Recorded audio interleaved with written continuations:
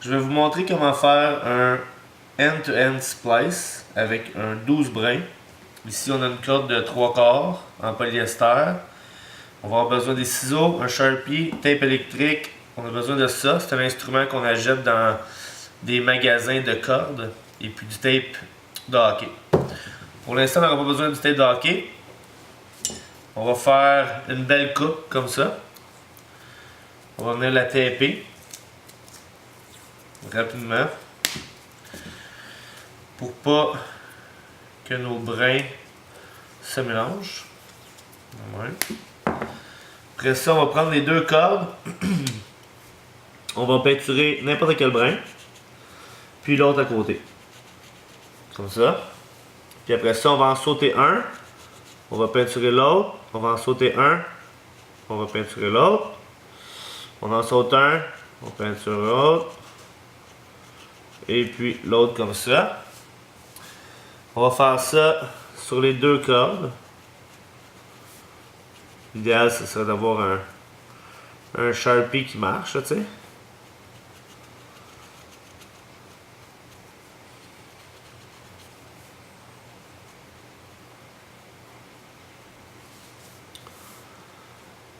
Ça, c'est celle-là. Celle-là. Bon. Fait qu'on va faire un design comme ça. Une fois qu'on a fait ça, on prend notre corde. On mesure, ça dépend de la grosseur de votre aiguille. Normalement, on veut une aiguille un peu plus grosse que ça. On va faire 1, 2, 3. On va prendre notre Sharpie. Puis on va faire une ligne. Même chose avec l'autre. 1, 2, 3. Et on vient faire une ligne. Donc le but, c'est d'enlever les 6 brins de la corde pour les deux bouts. Fait qu'on commence, on prend un brin, on tire comme ça, on voit qu'il est ici.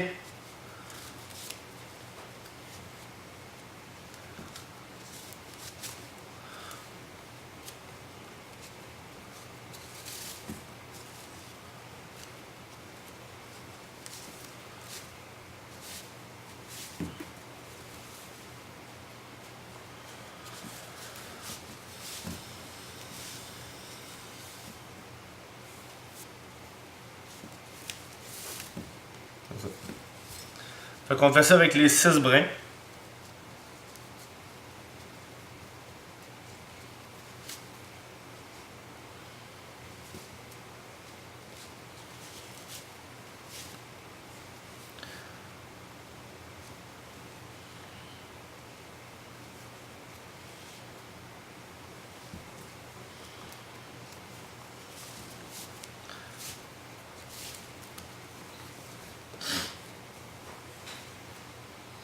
Quand on arrive ici, on va essayer de faire un certain décalage. Là, on va essayer de faire en sorte que on va avec un brin là, après ça l'autre peut être plus loin, plus proche, pour faire un certain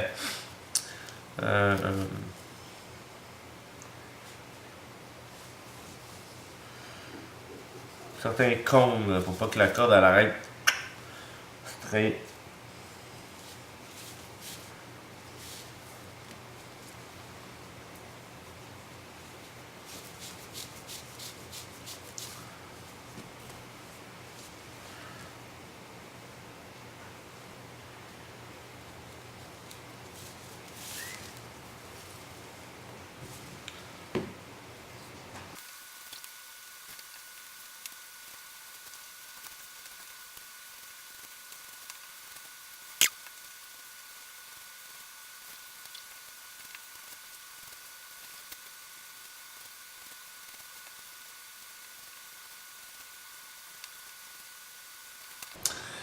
Alright, donc là, on a sorti nos 8. Alright, donc là, on a sorti nos 6 brins de la corde, des deux côtés. Qu'est-ce qu'on va faire? On va arracher le tape ici vite vite.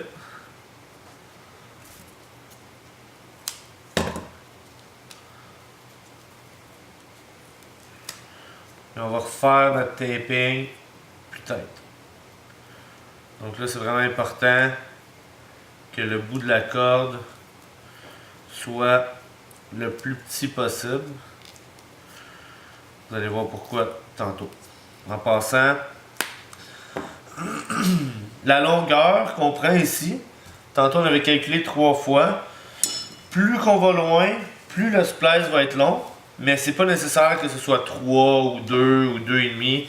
C'est vraiment une question là, de comment solide vous voulez que le splice soit. Moi, avec une petite aiguille comme ça, je vais avec 3. Avec une plus grosse aiguille, je vais faire 2,5.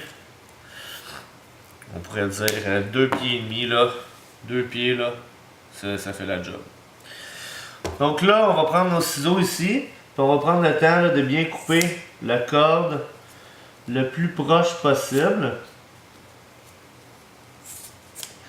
Comme ça. Puis là, ça devient un petit peu délicat parce que les brins, ils vont vouloir sortir de la corde. Ils vont vouloir se mélanger un petit peu. Donc on va essayer d'être délicat. Puis de garder notre corde.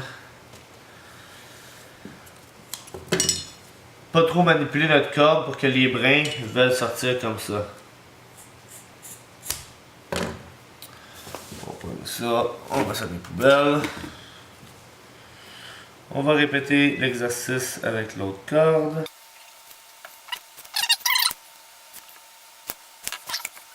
Donc là, le but, c'est de prendre cette corde-là, puis de la rentrer ici, dans l'autre corde, jusqu'à notre ligne. Par la suite, on va prendre l'autre, puis on va la rentrer dans l'autre. Donc là, ce bout-là est pas mal important. C'est là que ça devient un peu délicat. Donc là, le but, premièrement, c'est que nos deux cordes soient bien plats, une avec l'autre. On va prendre ça ici,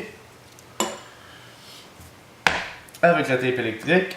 Et puis là, on va venir placer notre corde dans l'aiguille. Et puis là, on voit que l'aiguille que j'utilise est trop petite pour cette corde-là.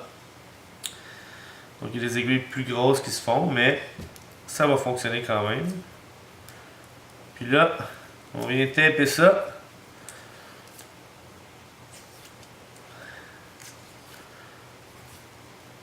Le plus solide possible.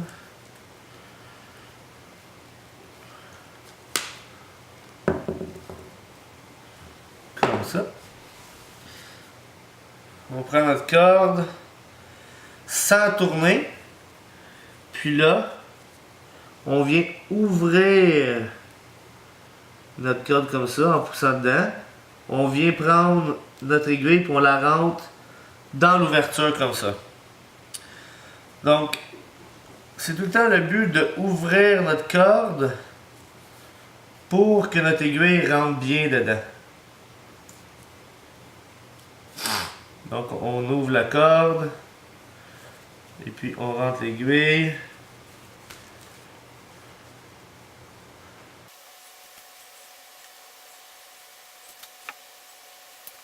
Et puis là, le but, c'est de venir rentrer notre corde jusque là. Donc, on continue, on ouvre la corde, on rentre l'aiguille, on tire notre corde.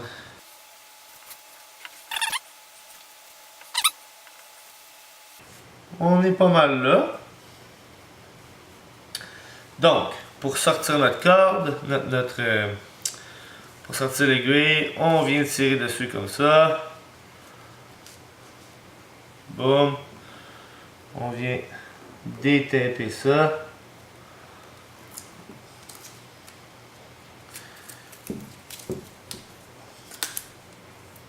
On enlève notre aiguille. On peut venir enlever notre tape. Et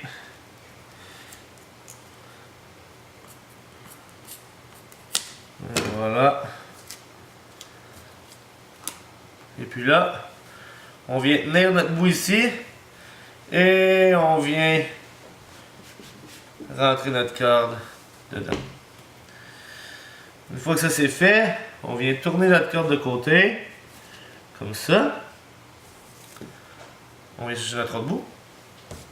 On prend notre petite aiguille. On vient mettre ça là. De même.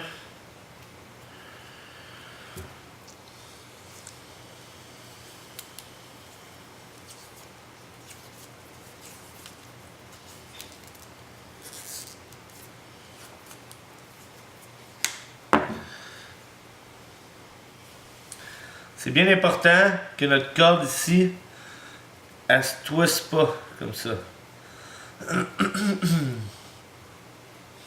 On vient reculer notre aiguille. On tire, on vient chercher où est-ce que notre ligne était. On rouvre la corde. Puis on vient trouver une place pour rentrer.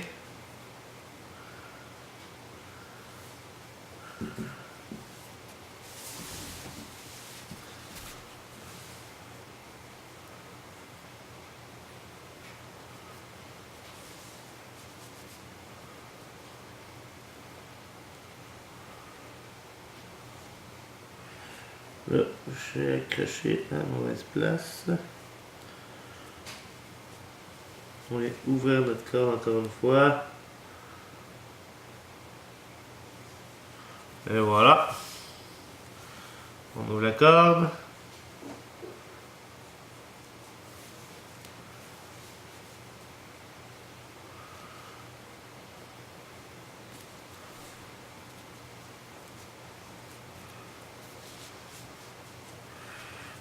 Alright.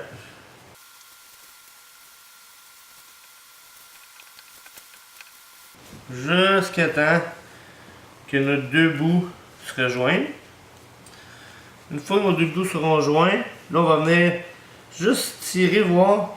Le but, c'est qu'il ne faut pas que ce soit plus gros ou plus petit ici. Fait que quand on vient toucher à notre corde, comme ça, on vient toucher au milieu ici. Là, je vois que elle a l'air plus petite. Je sens qu'elle est plus petite. Donc, je vais rentrer un petit peu plus loin pour que ça vienne la coller comme ça. On va vérifier en tirant dessus. Ça m'a l'air quand même bien. C'est normal que ce soit effiloché comme ça. On va régler le problème avec notre tape de hockey.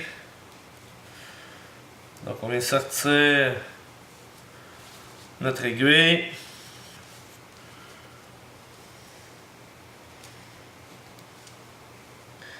On vient sortir notre aiguille.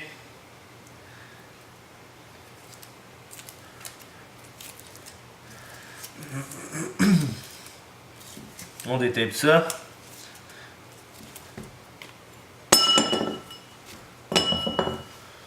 Puis là, on vient rentrer notre corde dedans. On vient détaper notre bout.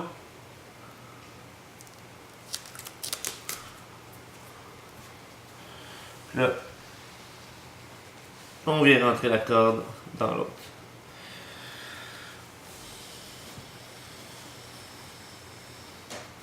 Une fois que ça c'est fait, on prend notre tape, de hockey.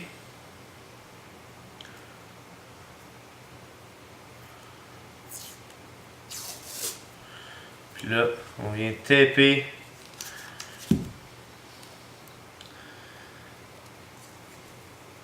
nos filaments.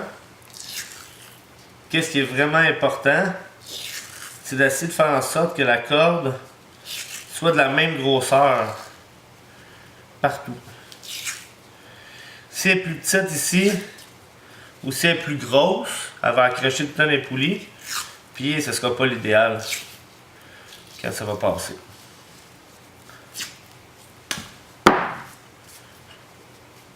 Et voilà.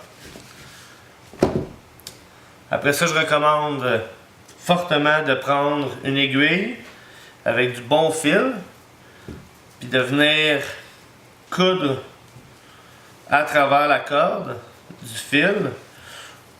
C'est solide en masse comme ça, mais si on veut de l'extra strength, on peut la coudre. Puis par la suite, on prend notre tape d'hockey et puis on vient taper le splice au complet pour faire une belle job, savoir où est notre splice, comme ça on peut le voir parfait. Merci les boys!